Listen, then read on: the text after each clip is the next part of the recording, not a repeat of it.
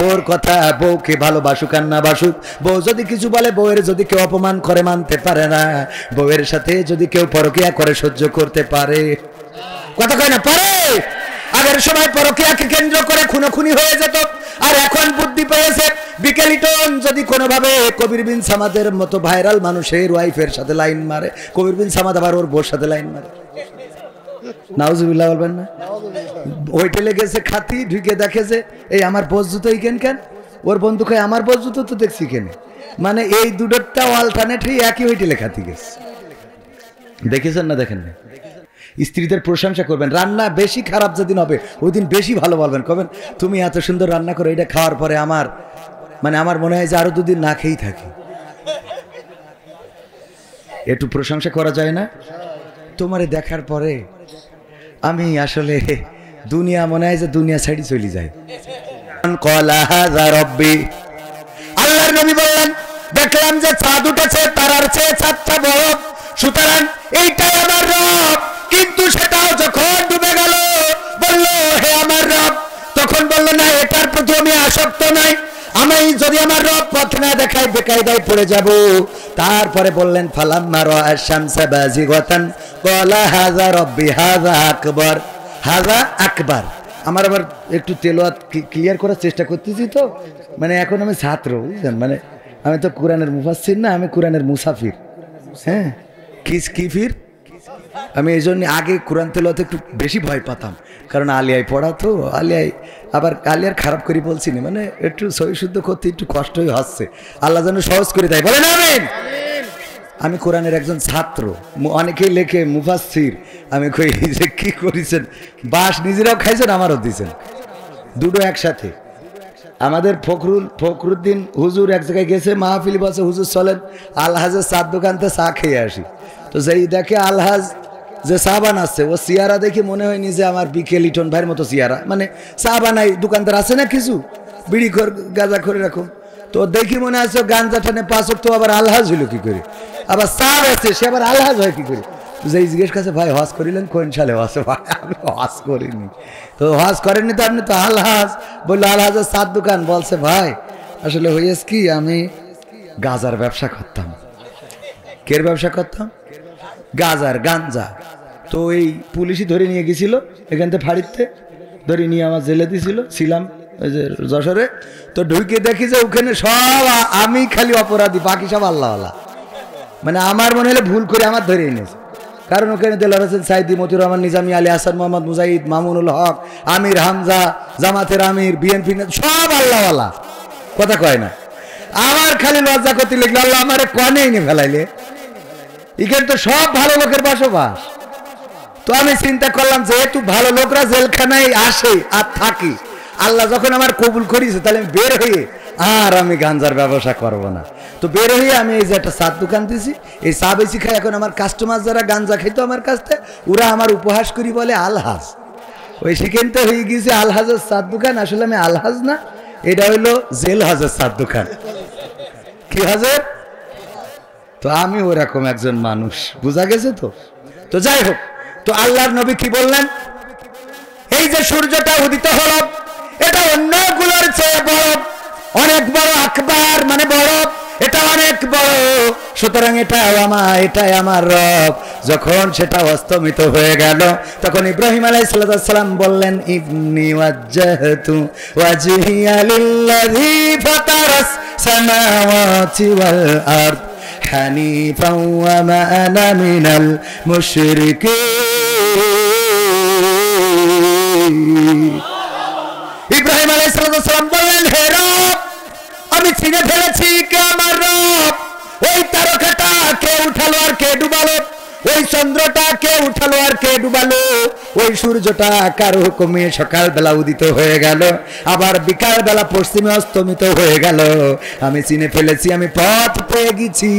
সুতরাং আমি ঘোষণা করে দিলাম, শুনে নাও, আমার মুখটা আমি সেই রবের দিকে করে দিলাম, যেই রব আসমান জমিন সৃষ্টি করেছেন। আমি তার দিকে মুখ ঘুরিয়ে দিয়ে বলে দিচ্ছি, শোনো, আমি কোনো মুশরিকের অন্তর্ভুক্ত নই। যখন আল্লাহর কাছে আত্মসমর্পণ করেছে, তখন আগুনের কুণ্ডলী বানানো হলো।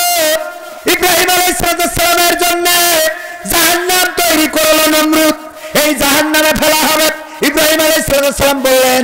ওগো নমরুদ, তুমি আমার ধর্মের আব্বা, দয়া করে আমারে ছেড়ে দাও, আর জীবনে কোনোদিন তোমাদের মূর্তির মাথার পরে লাঠি মারব না। হ্যাঁ, ও আমি ভুল বলেছি তাই না? যাক আলহামদুলিল্লাহ, আপনারা ধরতে পারিছেন। এটা বলে নাই, বরং ফেরেশতারা এসে জিজ্ঞাসা করলো, ওগো ইব্রাহিম, আমরা সহযোগিতা করতে চাই, করবো নাকি? ইব্রাহিম আলাইহিস সালাম বললেন, তোমরা এসেছো, তোমরা কি রবের কাছ থেকে?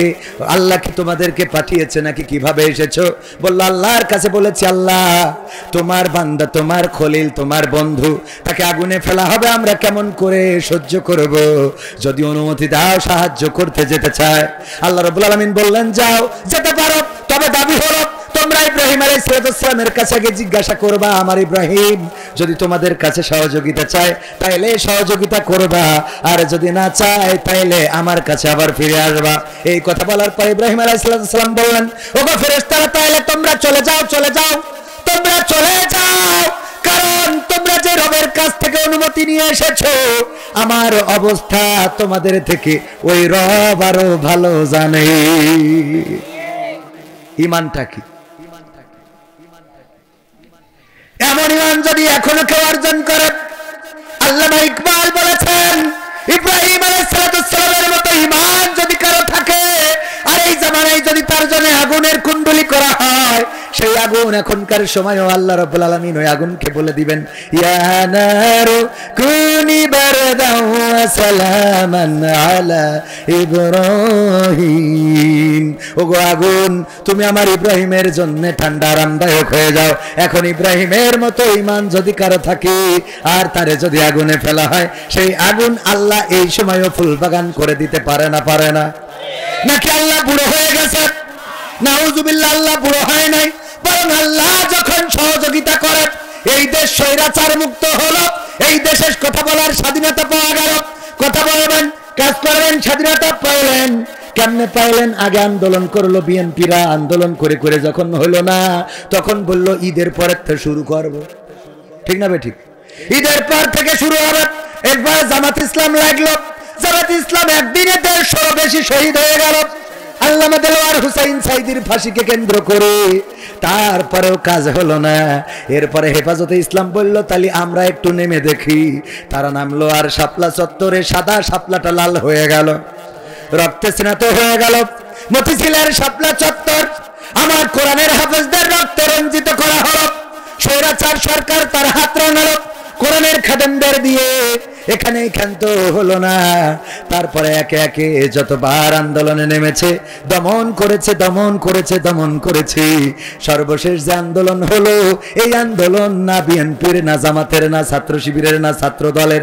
এই আন্দোলন ছিল ছাত্রদের বৈষম্য বিরোধী ছাত্র আন্দোলন। এই আন্দোলনে গুলি চালানো হলো, নির্বিচারে শহীদ করা হলো। আমার আবু সাঈদের বুকের উপরে গুলি করলো, আবু সাঈদ লুটিয়ে পড়লো, বুক ধরে বসে পড়লো।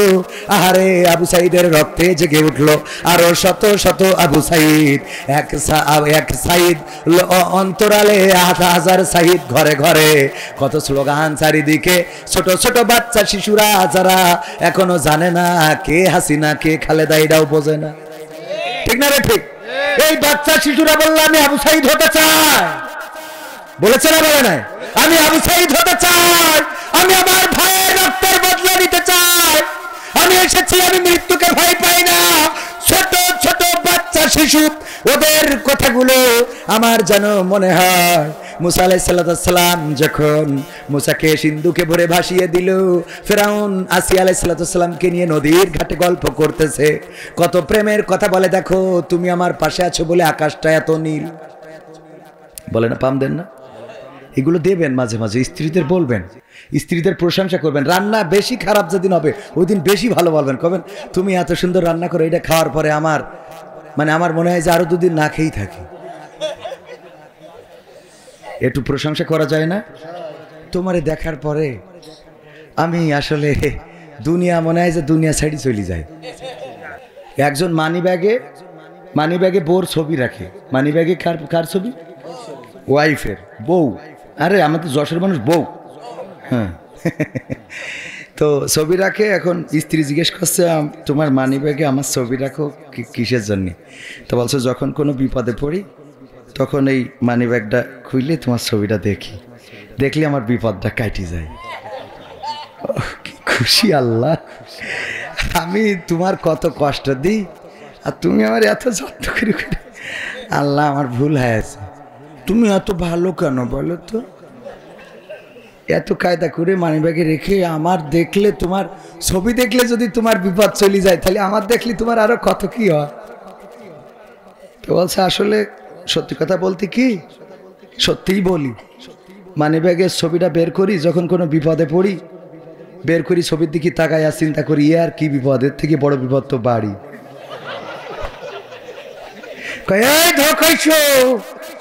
এই বলার জন্য তুই এই ছবি রাখো, তোর বারণ করে রাখে আল্লাহ, তুই মরিস না কেন, তোর কলেরা হয় না। কথা কি বোঝা গেছে? তো যাই হোক, পরের লাইনটা না বলে আগের পর্যন্ত বলবেন। আগ পর্যন্ত তোর অসুবিধে নেই, আগের পর্যন্ত বলবেন যে তোমার দেখলে আমার বড় বিপদ কাটে যায়, মানে ও যে ওর থেকে বড় বিপদ ওটার বলার দরকার নেই, ওই পর্যন্ত রাখবেন। তাহলে তোর অসুন দেখবেন যে সিমাই রান্না করে খাওয়াচ্ছে, চিনির জায়গায় লবণ দিয়েছে, মানে আবেগে। আল্লাহ কবুল করুন, বলে আমিন। ফেরাউন বলছে, ওগো আসিয়া, তুমি এসেছো বলে আকাশটা এত সুন্দর, বাতাসটা এত ফুরফুরে, তুমি এসেছো বলে ঘাসগুলো এত সুন্দর, তুমি এসেছো বলে কুয়াশা এত সুন্দর, শীতটা এত ভালো লাগে। তুমি যদি না থাকতে এত সুন্দর হতো না। সিন্দুক ভেসে আসলো, সিন্দুক দেখার পরে আসিয়া বলল, দেখো সিন্দুকটা একটু খুলে দেখা যাক। তার প্রহরীদেরকে ডাকা হলো, সৈন্যবাহিনী ডেকে খুলে দেখলো তার মধ্যে বাচ্চা শিশু।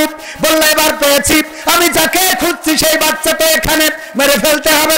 আসিয়া বলল, দেখো তোমার মাথায় তো কোনো বুদ্ধি নাই, এই বাচ্চা তুমি যেহেতু ছেলে সন্তান মেরে ফেলতেছো, এই জন্য কেউ না কেউ ভয়ে হয়তো এই বাচ্চা শিশুটা বাঁচানোর জন্য নদীতে ভাসিয়ে দিয়েছে, আর আমাদের অন্যরা পাইলে হয়তো এইটারে ওই তোমার যে শত্রু সেটা বানিয়ে ফেলতো, কিন্তু আমরা যেহেতু পেয়েছি, সুতরাং আমরা আমাদের মতো করে মানুষ করব, তোমার মতাদর্শ দিয়ে মানুষ করব, তোমার পরিবারের একজন সন্তান হবে, আমরা যেমনে চাইবো তেমনে গড়ে উঠবে, এই সন্তানকে মারা যাবে না।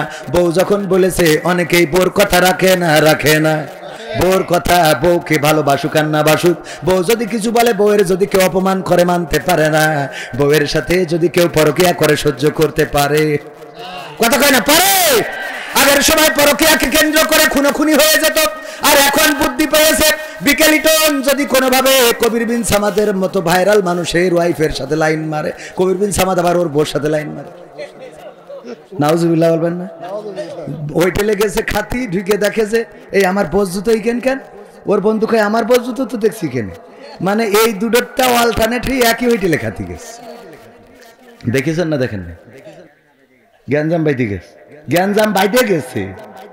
ভাইরা আমার, এই পরকীয়া আছে না নাই? স্ত্রীর কথা শোনে, স্ত্রী যদি কিছু বলে, অপমান, স্ত্রীকে যদি কেউ অপমান করে সহ্য করতে পারে না, এমন মানুষ অনেক আছে। ওগো আমার ভাইজানেরা, আসসালাম বলার পরে কথাটা রাখলেন। এরপরে ছোট বাচ্চা শিশুটা যখন বাড়িতে লালন পালন করে, আদর করার জন্য ফিরাউন একদিন কোলে নিয়ে, ওরে বাবা ছোট্ট বাচ্চা শিশু, গুলিমুলি গুলিমুলি, ওই ডু আদর করতে ইচ্ছে করে না, ওই গুডি গুডি গুডি, আমার কত সুন্দর। মুসা আলাইহিস সালাম দেশে এক থাপ্পড় খুশি, আদর করতে যে অনেক সময় বাচ্চা থাপ্পড় কষে না, ঠাস করি এক থাপ্পড়ে মাথা ঘুরে পড়ে গেছে। আসিয়া প্রমাণ হয়ে গেছে, একে বাঁচানো যাবে না, একে বাঁচানো, এই সে কি করে, সে আমার এমন থাপ্পড় দিল, ছোট্ট মানুষ, তার থাপ্পড়ে মাথা ঘুরে গেল। নিঃসন্দেহে সে যে আমার এই চেয়ারটা দখল করবে, যে আমার এই রাষ্ট্রের জন্য হুমকি হবে, যার কারণে আমার চেয়ার ছেড়ে দিয়ে দাদার দেশে চলে যেতে হবে, এই সে, একে শাসন করতে হবে, মেরে ফেলতে হবে।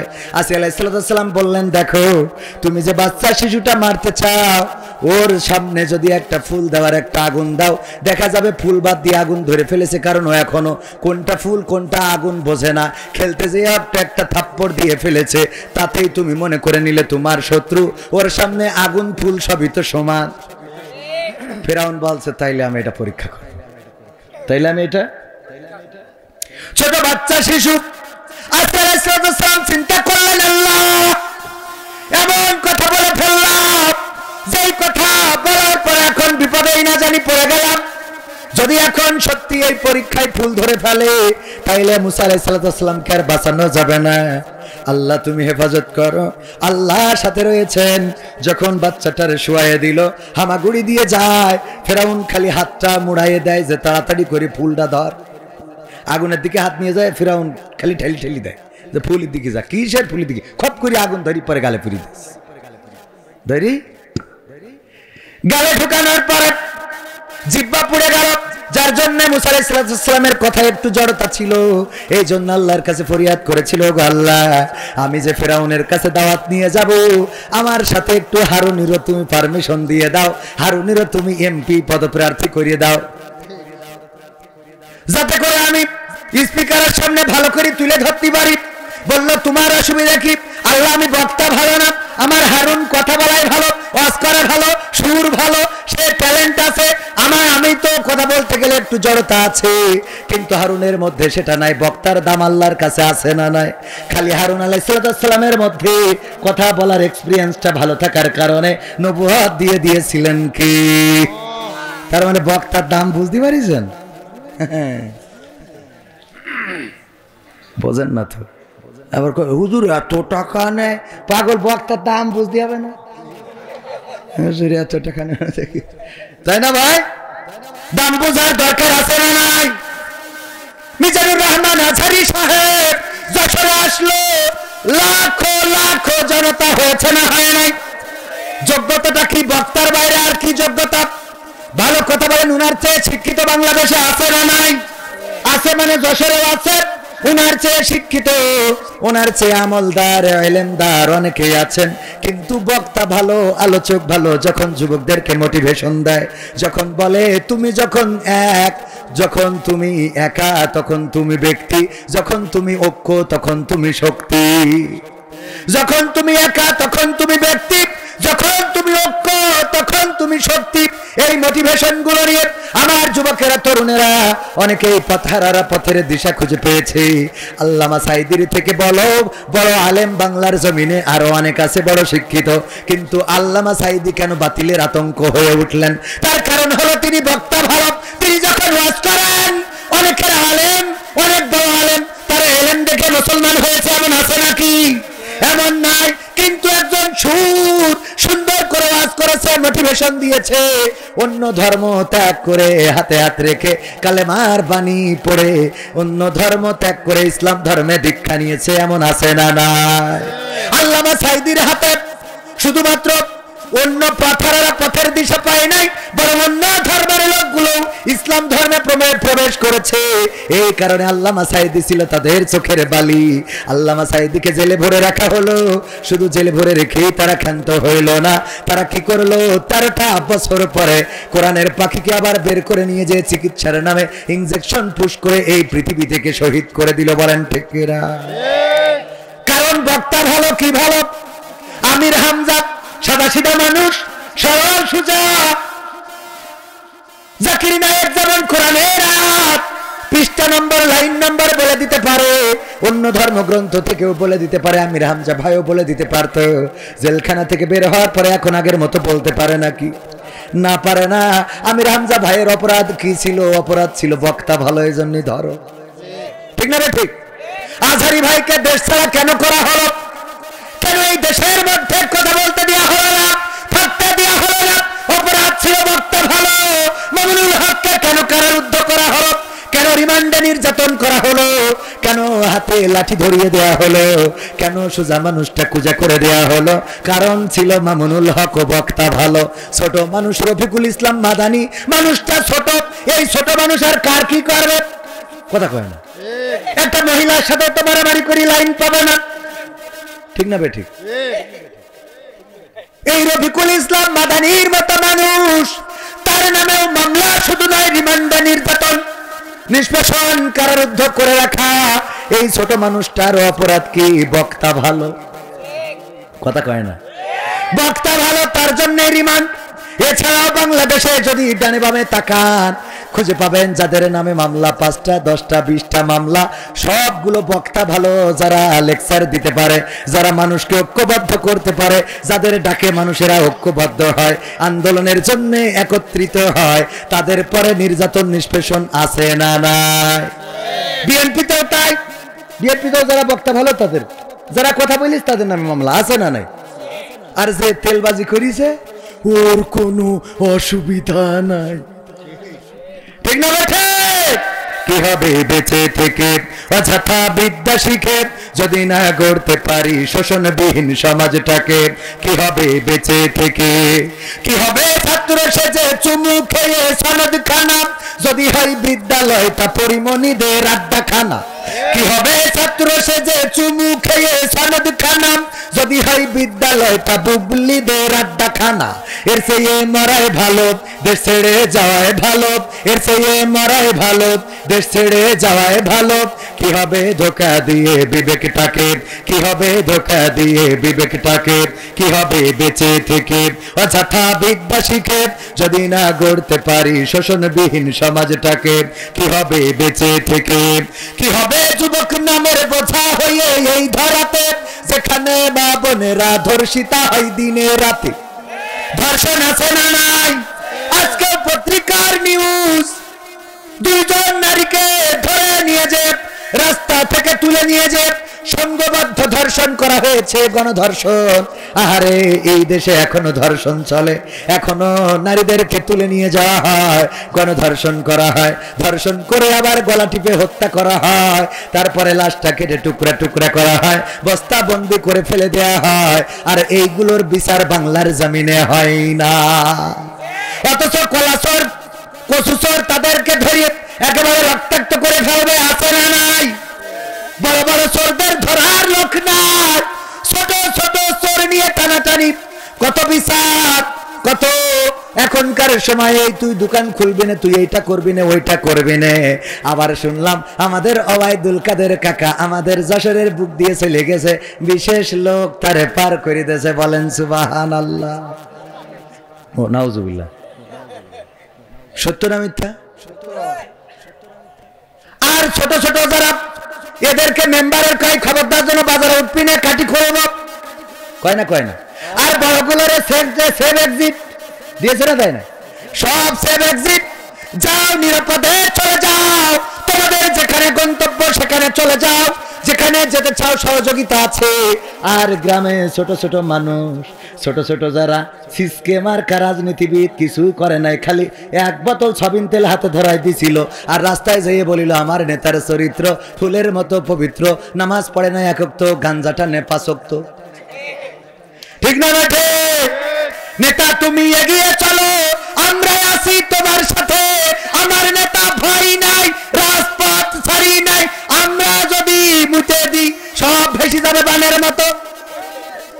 স্লোগান বেছে না দেয় নাই? আরে আমি মাঝে মাঝে বলি তোমার যা ওজন, সেই ওজন নিয়ে কথা বলো, ওজনের থেকে বেশি বলার দরকার। বেশি বলা যাবে? ওজনের থেকে বেশি বলা যাবে না। একবার বাঘ আর বিড়াল যাচ্ছে, 2 জনে নদী পার হবে, বাঘ বলতেছে বিড়াল তুই কি পারবি? বলছে কি মনে করো মামু, হ্যাঁ কি মনে করো, কি মনে করো আমারে? তুমি মনে করো তুমি বাঘ বলে বড় বলে পার হয়ে যাবা, আমি বিড়ালও কম না। বলছে ঠিক আছে নে যাওয়া শুরু করি। যেই খানিক গেছে বিড়াল খালি ডোবে আর খানিক পরে পরে ভেসে ওঠে, ডোবে আর ভেসে ওঠে, ডোবে আর ভেসে ওঠে, ডোবে আর ভেসে ওঠে। বাঘ বুঝতে পেরেছে যে ভাগ্নের অবস্থা খারাপ, বাঘ বিড়ালের কান ধরি ছেলি দিয়ে সই পারে। তারপরে বাঘ যখন ঘাটে উঠেছে, বিড়ালের মিজাজ গেছ খারাপ হই, মামা তুমি এটা কি করলে আমার? বলছে কি করেছি? আমার ওখান থেকে ছেলে তুমি এপারে দিলে কি দেখি? বলছে তোর তো আজরাইল তো নিল বইলে। বলছে আজরাইল নিল বইলে? আমি ওখানে পানি মেপে দেখছিলাম যে কতটুকু গভীর, তার জন্য কয়েকবার সুপারি দিচ্ছি। মানে মুখির জোর কমে না, এরকম কিছু আল্লাহর ওলি আছে? ওদের মুখির জোর কমে না। প্রধানমন্ত্রী থেকে শুরু করে পুরো সংসদের মাননীয় স্পিকার, আর যারা বললো 3 মিনিটে কিছু হয় না সব চলে গেল, আর 4 দোকানে বসে কয় খেলা হবে। মানে ও এখন আন্দাজ খুঁজে পায় না, আছে না নাই? পুরো সংসদ ধরে চলে গেল। সালমান এফ রহমান দরবেশ, আল্লাহর আউলিয়া, গতবার ইতেকাপ করলো কাবায় যেয়ে ডাইরেক্ট হয়ে যে ইমাম, কাবা শরীফের ইমাম জেনে দাঁড়াইছে, ওই আব্দুর রহমান আল সুদাইসির পিছনে দাঁড়ায় টান টেনে একেবারে সেখানে যেতে ইতেকাপ করি আসা আল্লাহর ওলি, তাই দাড়ি কেটে লাইন পেল না, কথা কয় না। আর তুমি চার দোকানে বসি বলো সময় আসছে, তুই তো বিড়ালের পানি মাপালো, ঠিক না? এই জন্য ওজন বুঝে কথা বলতে হবে। যারা বললো পিশাব করলে বানের পানির মতো ভেসে যাবে, আমার সাবেক সরকার সেও চিন্তা করলো যদি আমার নেতা কর্মীরা পিশাব করলে বানের পানির মতো ভেসে যায়, তাইলে এরা বেশি না পিশাব ফিরার সময় বদনাই যে পানিটা খরচ করে ওই পানিটা এনে ঢালে, তাইলে তো এরা ডাইরেক্ট সুনামির মতো চলে যাবে। এটা আত্মবিশ্বাস নিয়েতে বললো সালাগুলি, ঠিক না বে ঠিক? যারা বললো তারা আজ কোথায়? আমি বললাম পিশাব করলে বানের পানি হয়, অত দরকার নেই, তুমি আমাদের স্যালোর পানি যেখানে পড়ে ওই হাউজির পরে সেই টুমুইতে আমার ক্ষেতটা ভিজই দাও, দেখি মেশিনি কত পানি ওঠে, ঠিক না বেটে? এই জন্য আন্দাজ ছাড়া কথা বলা যাবে না। বলতে পারেন কে? আল্লাহ বলতে পারেন, আর আল্লাহর পরে নির্ভর করে বলা যেতে পারে ইনশাআল্লাহ বাংলার জমিনে বাতিল মুক্ত হবে, আল্লাহর দিন কায়েম হবে। ওগো আমার ভাইরা, কথা বলবো অল্প সময়, বেশি নাই আমার। আবার এই কথা বলা শেষ করে চলে যেতে হবে সিলেটে। সিলেট থেকে আর কনে কনে ওসব বললে ইউটিউবাররা ভাইরাল করে দেবে, ওইগুলো নিয়ে আবার টিকটক হয় না। আজকালকের ছেলেরা বই নিয়ে আর বসে না, ও বাবা গুগলে সার্চ করিয়া পড়ি। ওরে কালের মেয়েরা কোরআন হাদিস ধরে না, আমার এখনকার মা বোনেরা পবিত্র কোরআন পড়ে না, ও আল্লাহ টিকটকে ভিডিও করে, ঠিক না? আমার বিকেলিটন ভাই আছে, উনি জানে আজকালকের ছেলেরা বই নিয়ে আর বসে না, গুগলে সার্চ করিয়া পড়ি, ঠিক না বেঠিক? আগের সময় প্রেম করিলেন আব্দুর রহিম ভাই বলতো পাইছো কি, এখন বলে শখ করিয়া বাবু তুমি খাইছো কি? বাবু তুমি কি খেয়েছ? হ্যাঁ তুমি খেয়েছ বাবু আমার? না ও খাইনি, ও ফিডার খাবে। বাবু বুড়ো দাঁড়িয়ে গেছে, হ্যাঁ শীত লাগছে আপনার? কে রে এরম কঠিন ওয়াজ করতে তার শীত লাগছে মানে? সহ্য না করে পারা যায়? ভাইরা আমার হাসার জন্য ঢেকে রেখেছে, যে হাসিতে জন্য লোক না দেখে, অসুবিধে নেই। তাহলে কি করলো? আগের সময় প্রেম করিলেন আব্দুর রহিম ভাই বলতো পাইছো কি, এখন বলে শখ করিয়া বাবু তুমি খাইছো কি? লজ্জা শরম নাই, আইলাম কোনে জামা নাই, ভবিষ্যৎ দেখি অন্ধকারে। আজকালকের ছেলেরা বই নিয়ে আর বসে না, ও বাবা গুগলে সার্চ করিয়া পড়ি। নতুন করে হয়েছে চালু এখন আবার কন্টেন্ট। আমার বিকেলিটন ভাইয়ের সাথে যশোর শহরে দেখা, দেখি উনি দড়া টানার ওখানে। আমি বললাম ভাই বিয়ে করলেন কবে? ভাবি না ভাই। আসসালামু আলাইকুম ভাবি, কেমন আছেন? আপনার ভাবি না কিডা ভাই? পরিচয় করাই দিলে এই আমার গার্লফ্রেন্ড। সহ্য না করি পারা যায়? নতুন করে হয়েছে চালু এখন আবার কন্টেন্ট, পরিচয় করাই দেখি এই আমার বয়ফ্রেন্ড। মেয়েরা কথা কয় না, সত্য বলছে মিথ্যা বলছি? বাড়ি নিয়ে চলে আসে, আম্মা জিজ্ঞেস করে এই গান নিয়ে আসছি সব বেগানা ছেলে? আম্মা আমার বিয়ে মানে খাতি হয়? আরে না আম্মা, বিয়ে মানে বয়ফ্রেন্ড, এটার স্মল ওয়ার্ড হলো বিএফ। ও আচ্ছা, ও 3 বছর ধরে লাইন মারছি আম্মা। এই যে এই আম্মাকে ছাড়লাম তো, আসসালামু আলাইকুম। হ্যাঁ আব্বা ভালো আছো? ওরে আব্বা। শাশুড়ি ঘরে নিয়ে যে বসা, হ্যাঁ আগে তো বললি দড়াটা আনতে করে আপেল কিনে আনতাম। হ্যাঁ ও যাও বা আমার এই ঘরে বসা, বাতাস দে, বাতাস দে, ঠান্ডা কর। এরপরে মেয়েকে বলে ওগো মা, কারে পছন্দ করেছো? আরে কি অবস্থা ওর, ও তো মনে আছে 5 ওয়াক্ত গাঁজা খায়। আম্মা ওটা একটু খাইতে হয় ওদের, এখনকার সময় বোঝো না আম্মা, এখন তো এটা খাওয়াই লাগে, ঠিক কিনা? আগের সময় যদি কেউ চিকন থাকতো মানসি বলতো তুই কি কিছু খাস না নাকি, এত চিকন কেন? আর এখন যদি কেউ চিকন হয় বলে কিছু খাওয়া ধরেছিস নাকি, ঠিক না? এখন কি কিছু খাওয়া ধরেছিস, ডলিয়ে খাস, তার মানে এখন চিকনা খাওয়া ধরেছে। তাই এই যারা বিয়ে করেছিস ওর সাথে তো তোর আব্বা দেবে না। আম্মা তাহলে কি করবো? তুই এক কাজ কর, তোর খালার বলি রাখবা না, তুই নিয়ে চলি যা যশোরের থেকে কোনো কাজী অফিসতে পড়ি নিয়ে চলি যা, পড়িস না পড়িস যা, মোটামুটি যা, আমি তোর আব্বার কন্ট্রোল করবো, এরকম আছে না নাই?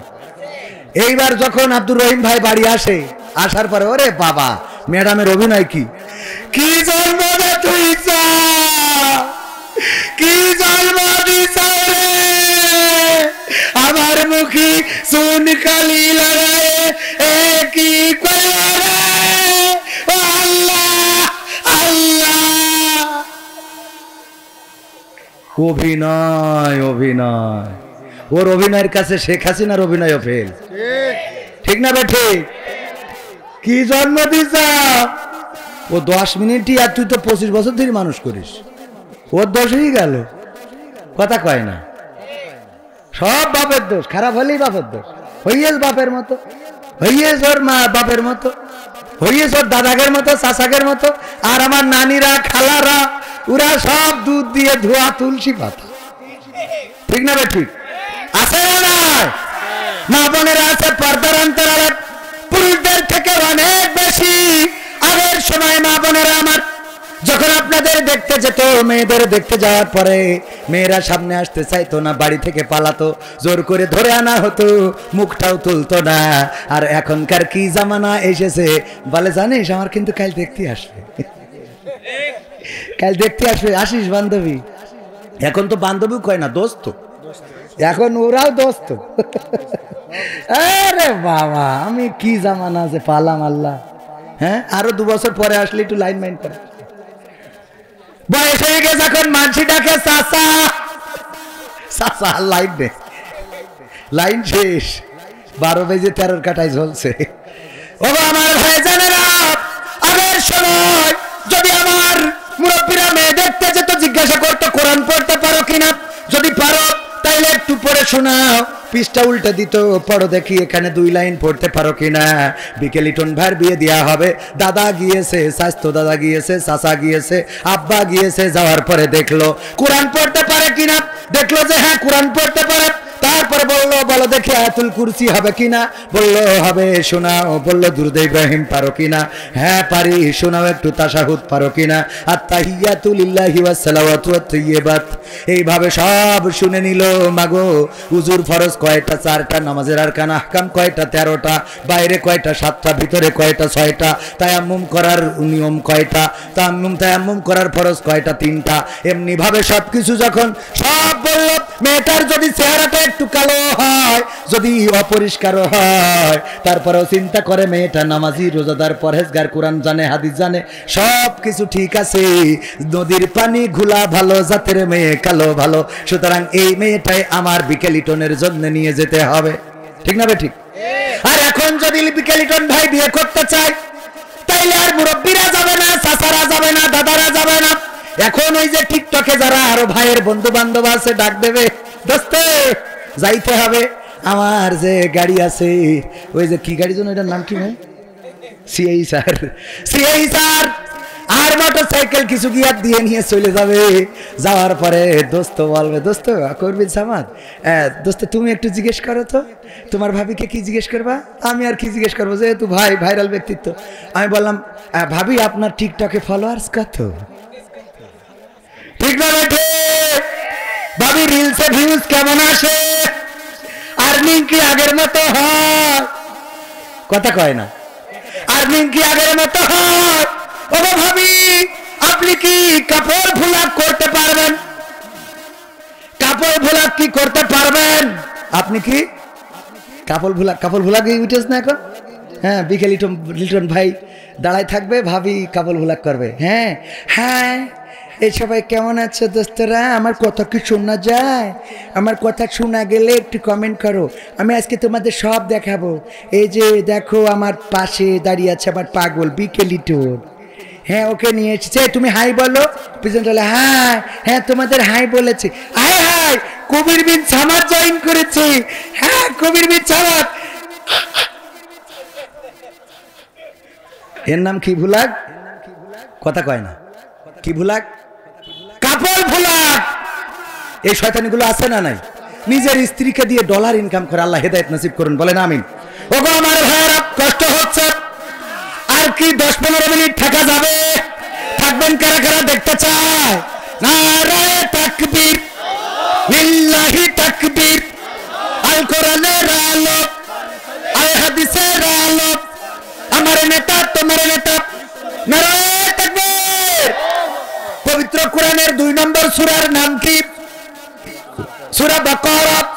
সূরা বাকারার 8 নম্বর আয়াতে কারিমা তেলাওয়াত করেছি, কারণ হলো আজ একজন নেতার কথাই শুনলাম যে কোরআনে নাকি রাজনীতি নেই। পড়েছে আপনাদের সামনে? কেন্দ্রীয় লিডার বলে দিয়েছে কোরআনের সাথে রাজনীতির কোনো সম্পর্ক নেই। নাউজুবিল্লাহ বলবেন না? কোরআনের সাথে যদি রাজনীতির সম্পর্ক না থাকতো তাইলে আবার রাসূল রাষ্ট্রপ্রধান কেন হলো? কোরআনের সাথে রাজনীতির সম্পর্ক আছে বলেই যত নবীরা ওলিরা দাওয়াত দিয়েছে, সেই সময়ের যারা চেয়ারম্যান ছিল, মেম্বার ছিল, এমপি ছিল, মন্ত্রী ছিল, সরকার ছিল, তাদের কাছে যে কোরআনের দাওয়াত দিয়েছে। বলেন ঠিক কিনা? ঠিক না বেঠে? যারা বলে কোরআনের সাথে রাজনীতির কোনো সম্পর্ক নেই, ইসলামের কোনো সম্পর্ক নেই, তাদের ব্যাপারে আল্লাহ বলেছেন পবিত্র কোরআনের সূরা বাকারার 8 নম্বর আয়াত, আল্লাহ বলেন ওয়ামিনান নাসি মান ইয়াকুলু আমান্না বিল্লাহি ওয়া বিল ইয়াউমিল আখির ওয়া মা হুম বিমুমিনিন। কথাটা কার? আল্লাহ বলেন ওরা অনেক মানুষ আছে। এই বললে যে থাকতে কোনো অসুবিধা নেই, 2-1 জনের সমস্যা আছে মনে হয়। সমস্যা আছে? আর একটু সময় থাকা যাবে না? এখনো তো আমি সঙ্গীতই শুনাই নাই, নাম দিছেন আকর্ষণ। এখনো ক্ষমতায় কেউ স্থায়ী শোনানোর দরকার আছে না নাই?